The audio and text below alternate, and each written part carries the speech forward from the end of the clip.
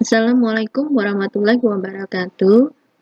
Bertemu dengan saya, Irna Hendriani, dalam mata kuliah Teknik Lingkungan untuk semester 2 di Fakultas Teknik Sipil dan Perencanaan Universitas Balikpapan.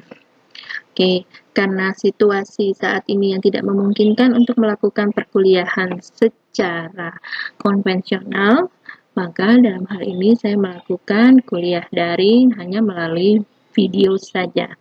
Semoga bisa membantu kalian semua dalam memahami mata kuliah teknik lingkungan ini. Ruang lingkup pada bahasan teknik lingkungan ini mencakup pada 4 hal. Pertama adalah ekologi, kedua ekosistem, ketiga masalah kerusakan lingkungan, dan keempat dampak kerusakan lingkungan itu sendiri. Nah, untuk memasuki bahasan yang pertama yaitu ekologi. Jadi di sini ada 4 poin pokok yang harus mahasiswa ketahui. Yang pertama adalah pengertian dari ekologi lingkungan. Kemudian yang kedua, ekologi sebagai dasar ilmu lingkungan. Ketiga, keterkaitan ekologi dengan lingkungan hidup. Dan keempat adalah organisasi dan ruang lingkup ekologi lingkungan. Ini adalah capaian pembelajaran pada submaterial pertama yaitu ekologi. Pengertian ekologi lingkungan. Jadi, ekologi itu berasal dari dua kata, yaitu oikos dan logos. Oikos berarti tempat tinggal, rumah tangga, atau penyokong kehidupan. Dan logos adalah ilmu pengetahuan. Bila dikaitkan secara langsung, maka ekologi adalah hubungan timbal balik antara makhluk hidup dengan rumah tangga sistem penyokong kehidupan. Jadi dari sini diketahui bahwa dalam ekologi akan dipelajari 3 hal. Pertama, hubungan timbal balik antara organisme dengan tempat tinggalnya. Yang kedua, saling mempengaruhi antara jenis organisme. Yang ketiga, interaksi antara unsur-unsur penyusun tempat tinggal. Berasumsikan dengan definisi sebelumnya, maka komponen penyusun ekologi ada 2, yaitu antara makhluk hidup sebagai komponen hayati atau biotik. Ini meliputi flora, fauna, mikroorganisme, dan manusia. Dan yang kedua adalah tempat tinggal, ya bisa berupa rumah tangga, yang merupakan komponen fisik atau geofisik, meliputi tanah, air, dan udara. Jadi secara definisi, ekologi bisa diartikan sebagai hubungan antara makhluk hidup dengan makhluk hidup dan makhluk dengan tempat tinggalnya. Ekologi diberi batasan sebagai ilmu pengetahuan yang mempelajari satu organisme hidup atau sekelompok organisme hidup dengan lingkungannya.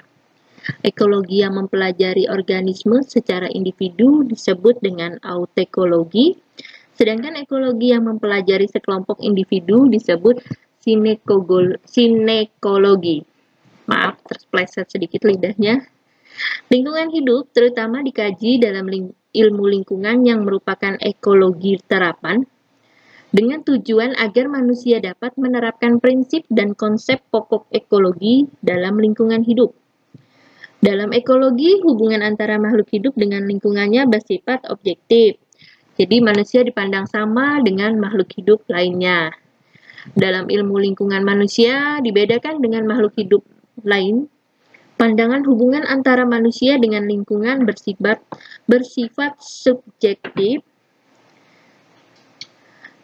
Di dalam ekologi, interaksi bukan hanya antara organisme dan komponen abiotik, tapi juga antara organisme hidup itu sendiri. Interaksi dapat terjadi di antara organisme yang sejenis, yang disebut sebagai populasi. Melanjutkan, setelah mengetahui pengertian dari ekologi, kita masuki subbab selanjutnya. Ekologi sebagai dasar ilmu lingkungan. Jadi ilmu ekologi ini akan menjadi dasar dari dua ilmu, yaitu bioscience dan physical-science. Bioscience itu adalah ilmu lingkungan kehayatan, contohnya anatomi, taksonomi, morfologi, embriologi, fisiologi, evolusi, dan genetika. Untuk ilmu physical-science, ini merupakan ilmu lingkungan kebendaan, contohnya adalah geografi, geologi, meteorologi, hidrologi, limnologi, dan oceanologi. Jadi ada dua ilmu yang mendasari dari ilmu ekologi ini, yaitu bioscience dan physical science. Bioscience adalah ilmu lingkungan yang berhubungan dengan kehidupan, kehayatan, sementara yang berhubungan dengan kebendaan disebut sebagai physical science. Contoh hubungan antar ilmu ekologi dengan ilmu bioscience. Jadi dicontohkan pada fenomena yang terjadi di Inggris, khususnya di kota London. Di abad ke-13, terdapat belalang yang badan dan sayapnya itu berwarna putih, disebut dengan Locusta alba. Jadi belalang ini hinggap pada dinding-dinding bangunan yang pada saat itu juga berwarna putih. Kalau sudah begitu, maka belalang ini jadi tidak terlihat jelas oleh burung-burung pemangsanya. Pada abad ke-20, di mana pemakaian batu bara untuk pembangkit listrik tenaga uap dan kegiatan industri mulai meningkat pesat, terjadi pencemaran di kota London, dan pencemaran ini mencapai klimaksnya, mengakibatkan udara tercemar, di mana terdapat butiran tar atau arang yang amat kecil, ukurannya sekitar 1 mikrometer, yang bercampur dengan air di udara. Zat pencemar ini jadi merubah warna dinding bangunan yang semula putih menjadi abu-abu, bahkan ada yang berwarna hitam. Akibat dari pencemaran udara tersebut, ditemukannya belalang dengan jenis lain yang warnanya tidak lagi berwarna putih, namun berwarna abu-abu atau hitam. Belalang ini kemudian diberi nama sebagai Locusta grisea dan Locusta nigrita. Terlihat bahwa warna yang merupakan salah satu ciri morfologi telah berubah. Bersamaan dengan perubahan morfologi ini, telah merubah pula nama belalang atau telah terjadi perubahan dalam taksonominya. Perubahan yang berlangsung perlahan dari abad 13 sampai abad 20 tersebut, itu disebut sebagai evolusi. Demikian uraian tersebut yang memperlihatkan keterkaitan antara hubungan antara ilmu biosains dengan ilmu ekologi. Selanjutnya untuk contoh hubungan antar ilmu physical science dengan ekologi, dalam hal ini dicontohkan pada kegiatan penambangan emas, tembaga, dan perak oleh PT Freeport Indonesia. Jadi karena galian dari kegiatan tersebut menghasilkan limbah yang disebut tailing. Nah, tailing ini dibuang ke Sungai Aikwa.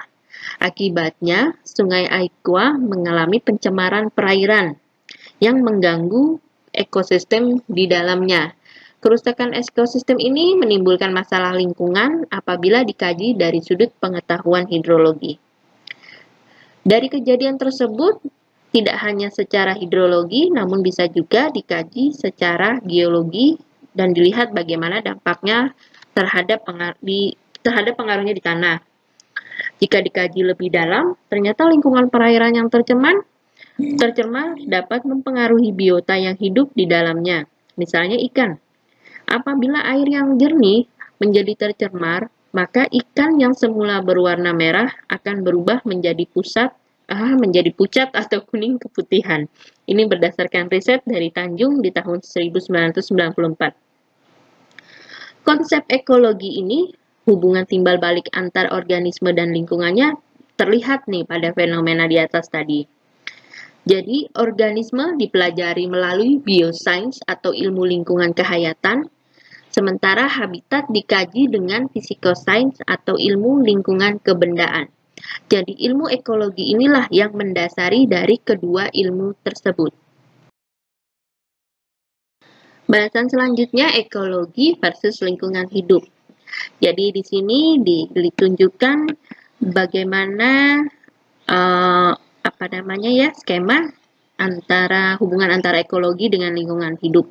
Ekologi itu adalah hubungan antara makhluk hidup dengan makhluk hidup dan makhluk hidup dengan tempat tinggalnya. Jadi di sini dia bisa berupa sistem, tatanan, struktur, kesatuan, dan ruang yang akan membentuk suatu ekosistem alam. Lalu manusia dengan perilakunya dari segi ekonomi, politik, agama, pendidikan, HAM, etika, dan lain sebagainya, itu membuat suatu sosiosistem untuk manusianya. Hubungan antara ekosistem dan sosiosistem inilah yang disebut sebagai lingkungan hidup. Lingkungan hidup menurut Undang-Undang Pengelolaan Lingkungan Hidup Nomor 23 Tahun 1997. Jadi kesatuan ruang dengan semua benda, daya, keadaan, dan makhluk, termasuk di dalamnya manusia dan perilakunya yang mempengaruhi kelangsungan kehidupan dan kesejahteraan manusia, serta makhluk hidup lainnya. Dengan demikian, lingkungan hidup atau life environment ini disusun oleh 3 komponen yang disebut dengan ABC environment. Meliputi yang pertama abiotic environment atau lingkungan fisik yang terdiri dari unsur-unsur air, udara, lahan, dan energi, serta bahan mineral yang terkandung di dalamnya. B atau biotic environment atau lingkungan hayati yang terdiri dari unsur-unsur hewan, tumbuhan, dan marga satwa lainnya serta bahan baku industri. Dan C, cultural environment atau lingkungan culture, sosial, ekonomi, budaya, serta kesejahteraan. Jadi, di dalam lingkungan hidup terjadi interaksi dan hubungan timbal balik yang dinamis antar ketiga komponen lingkungan tersebut. Seperti berikut ini. Udara yang sejuk, segar, dan tidak tercemar tentu sangat menyokong kehidupan manusia. Kemudian di negara yang penduduknya telah mempunyai kemampuan ekonomi yang kuat, pembangunan fisik menjadi sangat menonjol. Lalu, komponen fisik dan biologi sangat erat hubungannya dan fungsinya sebagai tempat tinggal bagi manusia dan sistem sosbudnya. Karena itu, kedua komponen tersebut digabungkan menjadi satu komponen dengan nama biofisik sebagai satu sistem penyokong kehidupan. Berikut interaksi dan hubungan timbal balik yang dinamis antar ketiga komponen lingkungan digambarkan. Jadi komponen A, B, dan C saling berhubungan satu dengan yang lainnya. Selanjutnya masuk ke tahapan terakhir, subbab terakhir yaitu organisasi dan ruang lingkup kajian ekologi lingkungan. Nah, di sini digambarkan proses jadi dari perubahan bentuk suatu dari organisme hingga sampai yang disebut sebagai bumi. Jadi dari organisme berkumpul membentuk suatu populasi. Dari populasi-populasi ini terbentuk sebuah komunitas, dan komunitas ini akan terbentuk sebuah ekosistem di dalam satuan ekosfer di bagian bumi. Mengenai pengertian dari organisme, kemudian populasi dan komunitas, mungkin bisa langsung dibaca di buku file materi yang sudah saya kirimkan via email. Kemudian kalau bertanya selanjutnya, apa sih peran seorang engineer di sini dalam kaitannya dalam suatu ekologi? Jadi di gambar ini ditunjukkan bahwa dalam suatu ekosistem, dalam suatu lingkungan, ada beberapa komponen yang ikut terbantu. Di antaranya di sini ada bagian urban planning, sosiologi, political science, chemistry, ekologi, ekonomik, dan engineer. Nah, disinilah peran engineer dalam ilmu lingkungan itu tersendiri. Jadi kita bagaimana sih mendesain suatu peralatan atau struktur, mungkin kalau ke teknik sipil, bangunan yang dia lebih ramah lingkungan terhadap sekitar kita. Jadi bukan hanya menghasilkan sesuatu yang fenomenal, namun ternyata memberikan efek buruk terhadap lingkungan. Baiklah, demikian untuk sesi materi di bagian ekologi ini. Mudah-mudahan tidak bosan ya, karena penyampaiannya pun sepertinya masih terlalu datar. Terima kasih banyak untuk semua atensinya. Jika ada beberapa pertanyaan yang ingin disampaikan, boleh langsung tuliskan di kolom ataupun langsung bertanya langsung via WhatsApp. Demikian saya akhiri. Wassalamualaikum warahmatullahi wabarakatuh.